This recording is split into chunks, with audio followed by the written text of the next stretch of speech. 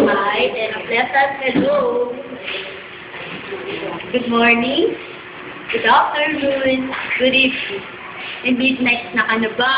Wala pa, no? Siguro kung ano dyan, ibang bansa, kung saan na kami dyan. Message ko sa'yo. We are so thankful kasi naging blessing ka sa amin, na binigay ka sa amin ni Lord. Binigay sa amin ni Lord yung katulad mo, a woman of God, na tinuruan kami kung paano kumilala kay God. Tinuruan kami kung paano maging positive sa buhay. Tinuruan kami sa lahat ng mga bagay na dapat kinakaya namin. Salamat kasi naging nanay ka namin, naging ate, naging barkada, naging malapit na kaibigan. Lahat na pwede yung express sa'yo. Napakaganda. Lahat yun napaka-positive. Sana sa pag-alis mo, sa pagbalik, ay darating na pa rin sa punto na babalikan mo kami.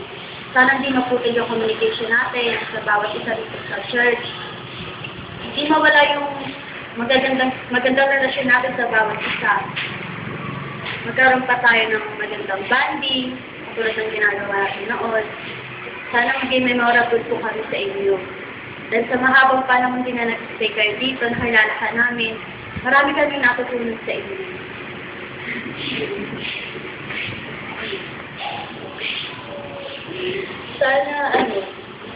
Sana maging, kung ano ka po ngayon, sana maging ganun ka pa rin naman sa huli. Sana, at saka yung health mo, sana maganda, yung pangangatawan mo, maging healthy ka, stay pretty like you. Diba? Alam mo na, lagi mo sinasabi sa akin pag pumasok ako sa church. Oh, yes, beautiful. Sagot ko po lagi sa Lord, to God. Sana sa pagbabalik mo, gagaling po kayo sa akin. Diba? Napaka-share na doon, makaalala mo sa pastor sa ganung salita na lang. Diba? Sa lahat ng salita na makakapuso. Natututo kami, dami namin natatanggap na blessings lang sa mga sinasabi mo, sa mga salita mo.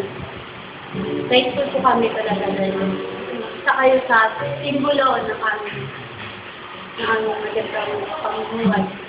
Nakilala namin si God dahil sa inyo. Sa yun. Advance Merry Christmas and Happy New Year. Wish you all the best. God, thank you.